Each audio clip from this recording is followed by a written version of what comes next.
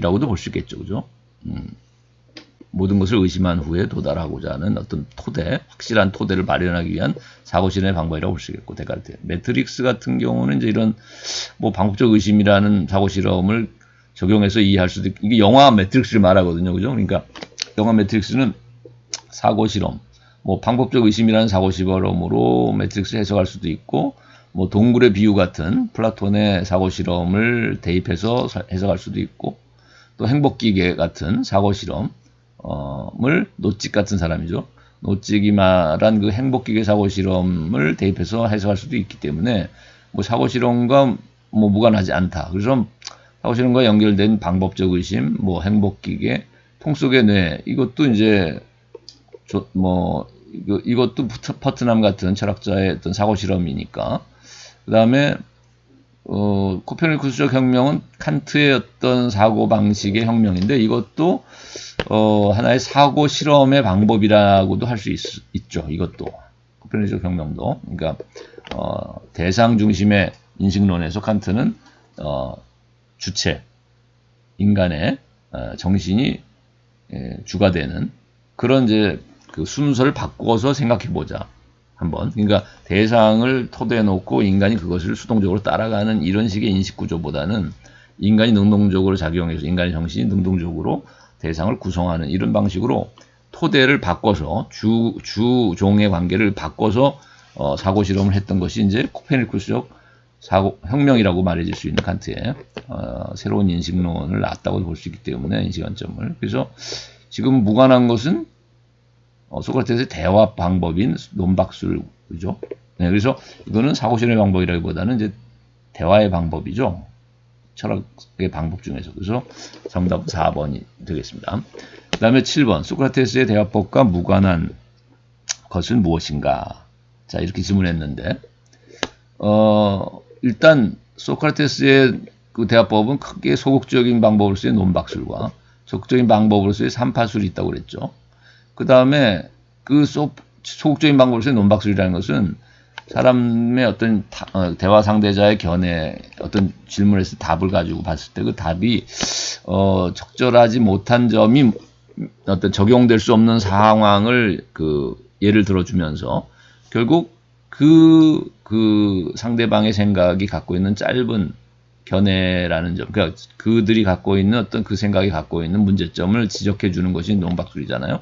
그래서 도달하는 것은 그런 적절하지 않은 예를 통해서 모든 것에 적용될 수 있는 그 어떤 생각이 아니다라는 걸 보편적인 어떤 진리라고 하긴 어렵다라는 걸 보여줌을 통해서 결국은 뭐에 도달하게 하냐면 이 논박술은 목표가 무지를 깨닫게 하는 데 있다. 그래서 그걸 무지의 지라고 얘기했죠. 그래서 무지를 자기가 잘 알지 못하는 것이다라는 것을 깨닫게 해주는 데 있다는 거죠. 자신이 갖고 있는 어떤 선입견이라든지 자신이 갖고 있는 이런 통념이 또는 상식적으로 자기가 이해했던 그 내용들이 사실은 정확하고 엄밀한 그런 진리라고 하기는 곤란하다라는 것을 보여주려고 했던 것이 논박술이기 때문에 결국 자기가 정확히 알지 못한다는 것, 무지를 깨닫게 해주는, 무지의 지에 도달하게 해주는 것이 논박술이죠. 그러니까 논박술과 무지의 지는 다 대화법하고 관계되고 소크라테스. 그 다음에 또 하나는 삼파술이라고 그랬죠. 적극적인 방식은 이제 지혜를 스스로 이제 잉태해 내게 하는, 그래서 지혜를 깨닫게 하는 자. 이 지혜에 도달하게 하는 것이 적극적으로 대화 방법이 이제 삼파술인데, 이것은 당연히 또 관계가 있고, 그 다음에 이거는 그 소크라테스의 이 논박술과 뭐예요? 삼파술로서의 이런 대화 방법은 오늘날 인지치료에 영향을 준다고 그랬죠. 그래서 행동치료가 아니라, 그래서 무관한 것은 이제 행동치료라고 하긴 좀 어렵다는 것이고, 5번이 또 정답이 되겠죠. 그 다음에 알면 행한다는 것은 기본적으로 소크라테스나 플라톤이나 자, 이런 또 아리스토텔레스까지도 이런 고전적인 그리스 철학자들이 갖고 있는 전제입니다. 어떤 세계관적인 전제이자 뭐 인식론적 전제라고도 볼 수 있죠. 그래서 인간의 삶을 중요시하는 어떤 인생관이자 뭐 세계관이자 뭐 가치관까지도 뭐 연결시킬 수 있겠죠. 지적인 요소를 매우 강조한다는 그래서 거기서 이제 과학 기술이 발달했다고 했잖아요. 그러니까 출발점이 된다고 했잖아요. 그러니까 과학적인 진리, 과학적인 방식의 어떤 엄밀하고 정확하고 이런 치밀한 이런 사고를 매우 중요시하고 그것들을 어떤 가치 있는 진리의 기준으로 본다고 한다면 결국 이제 알매 요소를 특히 이론적인 알매 요소를 매우 중요시했다고 볼 수 있겠죠. 그래서 이 알면 이제 행한다라는 것. 그래서 이게 어떻게 보면 계몽주의와도 연결고리를 갖겠죠. 이게 지식적인 것을 중요시하는 주지주의라고 할 수 있는 것이 이에 반하는 것이 이제 뭐 근대로 치면은 낭만주의와 또 실존 철학이라고 볼 수 있겠죠. 실존주의가 그죠? 왜냐면 그 이제 실존이라는 것은 이게 알하고 관계된다기보다는 어떻게 보면 인간 삶의 어떤 행동, 결단과도 오히려 더 관계가 있을 수 있기 때문에 행위를 어떻게 보면 알보다도 중요시한다고도 볼 수 있고 칸트 같은 경우도 낭만주의를 낳은 칸트도 선한 의지를 통한 결단, 그죠? 양심적인 행동을 중요시했다고 한다면 이거는 말하자면 자꾸 넘어갔네요. 뭐예요? 주지주의하고는 다른 것이 바로 낭만주의자 또 실존주의다. 그래서 우리가 소크라테스의 대화법과 무관한 것은 행동치료와 수사법이 되겠네. 이제 수사법은 사실 소크라테스가 아닌 소피스트들의 방법이라고 볼 수 있겠죠. 수사법을 주로 구사했던 것은 웅변술이라든지 수사법이나 이런 어떤 또 딜레마 논증 같은 그런 어떤 논증 방식을 그런 방식의 논증을 사용하는 것이 이제 소피스트들이었기 때문에 수사법은 해당하지 않는다. 소크라테스와는. 그래서 2번과 5번이 이제 정답이라고 봐야 되겠네요. 자, 8번. 기술의 빛이 아닌 것을 고르시고. 자, 기술의 빛은 이제 우리가 유비쿼터스라는 것이 뭐 기술의 빛과 연결되는 거죠. 언제 어디서나 우리가 인터넷에 접속할 수 있는 이런 시대니까. 그다음에 텔레데모크라시도 역시 먼 거리 화상 또는 뭐 그죠? 원격으로 우리가 뭐 인터넷을 통해서든 이렇게 참여를 할 수 있잖아요. 원격 회의를 하기도 하고 원격으로 우리가 전자투표도 요즘은 하죠. 우리가 뭐 아파트도 보면 요즘 다 전자투표로 하더라고요. 우리 아파트 같은 경우 보니까.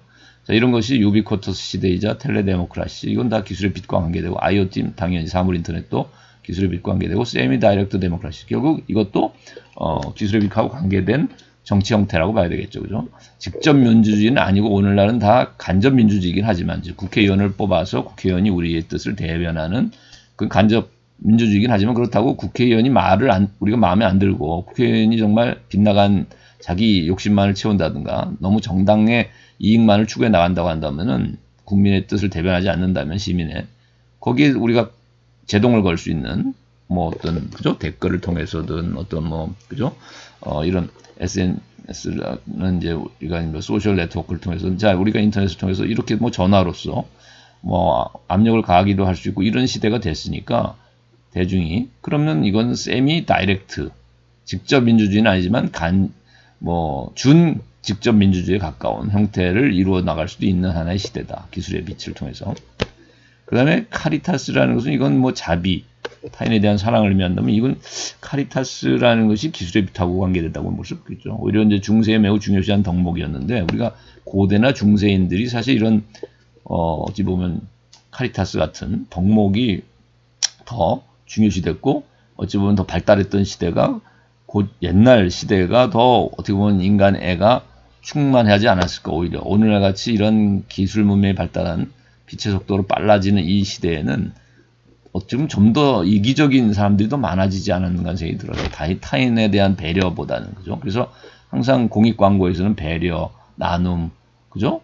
뭐 타인에 대한 이런 걸 강조하는 이유가 그만큼 배려가 부족한 시대이기 때문에 사랑이 부족한 시대가 아닌가 생각이 들어요. 그래서 기술의 빛과 관계없는 것은 이런 카리타스라는 의미에서의 자비나 사랑 같은 것이겠죠. 그 다음에 정답은 5번. 그 다음에 기술의 그림자 아닌 것. 자, 기술의 그림자는 인간의 뭐 소외를 낳았다고 볼 수 있겠죠. 기술 문명, 물질 만능주의, 또 황금 만능주의의 이런 자본주의 산업사회 속에서는 인간성이 소외되는 모습이 보인다는 거죠. 우리가 영화 뭐 만화 영화인 그 센과 치히로의 행방불명에서도 잘 보여주는 거잖아요. 그죠? 산업사회, 기술사회, 자본주의 사회 속에서 인간의 소외 문제를 이제 돼지로 변한 인간의 모습, 이름을 상실하고 또 가면을 쓴 채 진정한 소통을 이루지 못하고 얼굴을 상실한 인간의 모습, 인간의 얼굴이 아닌 인간들. 자, 이게 이제 기술의 그림자이고 자원고갈과 오염 당연히 기술의 그림자죠. 가치관의 붕괴는 기술의 그림자고 그렇지만 지능의 저하는 사실 기술의 그림자라고 볼 수는 없죠. 오히려 지능은 발달한다고 봐야 되겠죠. 인공지능을 통해서 더욱더 어떻게 보면 뭐 슈퍼 인텔리전스라고 하는 거지. 뭐 인간의 지능을 넘어서는 지능까지를 어찌 보면 인간이 도움을 얻어서 사용할 수 있는 시대가 될 수도 있고, 또는 심지어는 그런 인공지능이 장착된, 또는 뭐 인공지능의 일부가 뭐 인간의 뇌와 연결되는 어떤 사고를 할 수 있는 뭐 시대가 될지도 모르겠는데, 자, 이런 지능의 발달을 가져왔다고 봐야겠죠. 기술의 그림자는 아니죠, 이것은. 저하는. 그다음에 정보의 증대도 기술의 빛이지, 이건 기술의 그림자는 아니죠. 그래서 기술의 그림자가 아닌 것은 정보의 증대와 지능의 저하, 이렇게 되겠습니다. 그죠?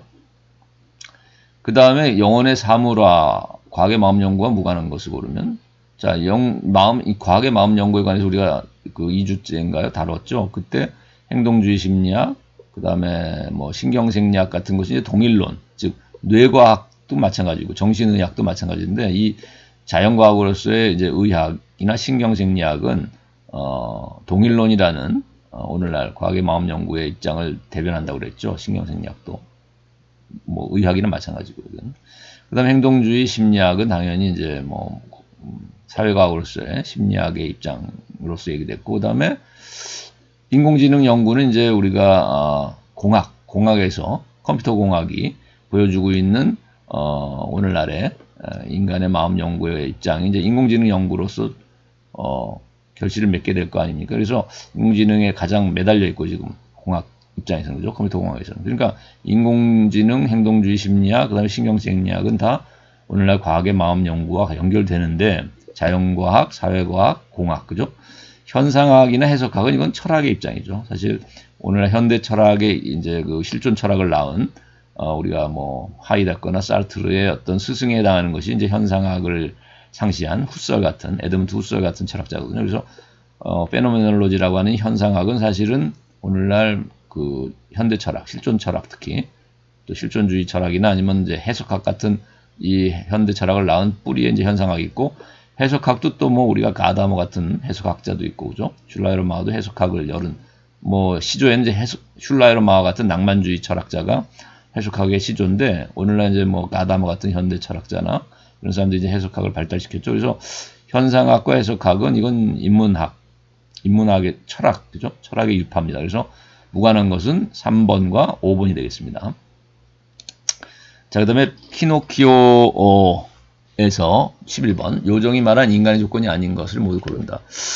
자, 피노키오에서 요정이 말한 인간의 조건 세 가지였죠. truthful, 그건 진실성이라고도 볼 수 있겠죠. truthfulness. 그 다음에 brave한 인간의 마음이, 그러니까 인간의 조건은 truthful하고 brave하고, 그 다음에 또 뭐죠? non-selfish를 얘기했죠. non-selfish라는 것은 어떻게 보면 이기적이지 않은 사랑, 즉 이타적인 사랑을 얘기한다고 볼 수 있겠죠. 그래서 진실성, truthful, 그다음에 뭐예요?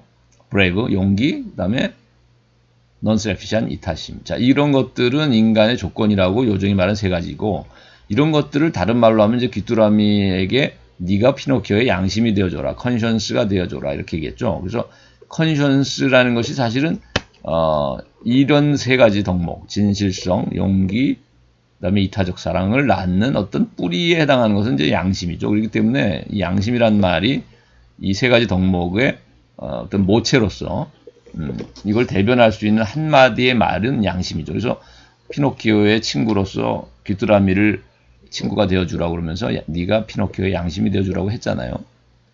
블루페어리가. 그러니까 truthful, brave, 그다음에 non-selfish, 그다음에 conscious. 이거는 다 거기 나온 중요한 인간 조건이죠. 그럼 아닌 것은 뭐냐? 거기서 이제 절제와 중용이라고 말해야 되겠죠. 그죠? 그래서 3번과 6번이라고 생각해야 될 것 같습니다. 그 다음에 12번. 뭐, 조금 더 추가적인 내용을 좀 얘기할까요? 자, 우리가, 그래서 하나의 해석은 이런 게 있을 것 같아요. 피노키오는 우리가 예를 들면 우리가 여러분에게 이제 그런 걸, 뒤에 아마, 9주 이후에 아마 후반부에 이제 철학의 역사를 다룰 텐데, 철학 상담의 역사를. 그때 아마 계몽주의 철학하고 낭만주의 철학의 비교가 다시 나올 겁니다. 근데 이제 미리 조금 예습 겸 여러분에게 좀 힌트를 주겠다면, 미리 좀 언급한다면, 우리가 피노키오 같은 동화는 사실은 낭만주의 시대에 나온 동화예요. 우리가 나중에 맨 마지막에 다룰 오즈마법사도 그렇고 이게 다 낭만주의 시대에 나온 동화거든요. 그리고 거의 동화라는 것은 우리 안데르센의 동화, 또 뭐 이솝 우화 같은 것들, 자 이런 동화들은 거의 낭만주의 시대에 대부분 만들어진 것이 대부분입니다. 그래서 낭만주의 시대에 아주 말하자면 뭐 유행을 탔다고 할 만큼 낭만주의 시대의 동화들이 거의 많이 나오고 동화 작가들이 많이 쏟아져 나와요. 그래서 피노키오는 낭만주의 시대에 나온 동화거든요. 그러다 보니까 19세기의 동화거든요. 그러다 보니까 이제 여기서 나온 덕목들이 보면 트루스풀하고 브레이브하고 넌셀피시한 사랑 그리고 양심. 근데 여기서 보면 진실성과 용기와 이타심 했을 때 피노키오가 보여준 모습을 우리가 하나의 예를 들어보면 그래서 인간이 된 리얼 보이가 됐잖아요. 나중에 어떤 것을 실천한 모습을 보여주냐면 그 제페토 할아버지의 그 희생적인 허선신적인 그 고려뱃속까지 피노키오를 구하러 온 그 사랑의 그 감동을 받고 이 피노키오가 이제 결국은 스스로 또 제페토 할아버지를 구해내죠. 근데 그게 결국 자기의 목숨도 아까워하지 않고 자기도 제페토 할아버지를 구하러 고려뱃속까지 들어가는 그 내용이 나오는데 사실 이거는 좀 각색은 됐어요. 디즈니 만화에서는 원래 원작은 이제 제페토 할아버지가 그러니까 피노키오가 사실 그 당나귀로 변한 채 바닷속에 던져지죠. 이 돌에 묶여가지고 그래서 고래가 삼킨 바 된 거죠. 그것을 수동적으로 삼켜진 상태에서 제페토 할아버지가 희생적으로 구하러 고래뱃속까지 이제 이렇게 들어가게 된 이런 모습이었는 것이 동화의 줄거리였는데 이 좀 더 능동적으로 주인공인 피노키오를 바꿔서 각색해서 이 디즈니 만화에서는 어떻게 되냐면 오히려 제페토 할아버지가 고래뱃속에 갇혀 있을 때 피노키오가 그죠? 히토로미와 함께 이제 친구와 함께 하여튼 찾아 들어가죠. 거기를 그죠? 그래서 고래뱃속에 들어가서 결국 피노키오가 구해내는 이 제페토 할아버지를 희생적으로 자기가 어떤 사랑을 실천해서 이타적인 사랑을 실천해서 제페토 할아버지를 구해내는 이런 장면이 나오고 그걸 통해서 이제 요정에게 인정받고 너는 양심이 있는 인간이라고 할 수 있겠다 해서 이제 리얼보이로 진정한 리얼보이로 변화시켜주죠 요정이. 그래서 이런 내용에서 이제 핵심적인 게 어떻게 보면 이타심이 여기서 매우 중요시되는 것 같아요. 특히 희생적인 사랑, 자기의 목숨도 아까워하지 않고 자기 이익만을 구하지 않고 오히려 타인을 위해서 자기를 희생할 만큼의 어떤 이타적인 사랑, 이것이 진정한 용기고, 즉 이기심을 극복한 의미에서의 진정한 용기고, 그런 것이 또한 인간다움의 어떤 참된 모습으로서의 어떤 진실성이고, 자기를 만들어준 그 제페토 할아버지, 자기를 만들어준 그 할아버지의 사랑에 대한 진실된 태도고, 거기에 대해서 그 은혜를 저버리지 않았던 그 진실성.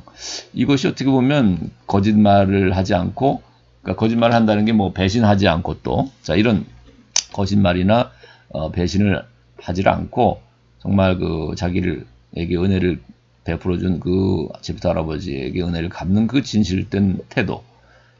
또 그 자기 이기심을 극복하고 위험을 무릅쓰고 구하러 들어가는 그 용기. 자, 이게 다 어디서 온 거라고 봐야 되냐면, 이타적인 사랑에서 왔다고 봐야 된단 말이죠. 그래서 이타적인 사랑에 의해서 이것들이 다 말하자면 어떻게 보면 이 핵은 여기서 이것들의 연결고리가 나온다는 거죠. 그래서 우리가 절제나 여기서 말한 중용은 그리스적인 덕목이에요.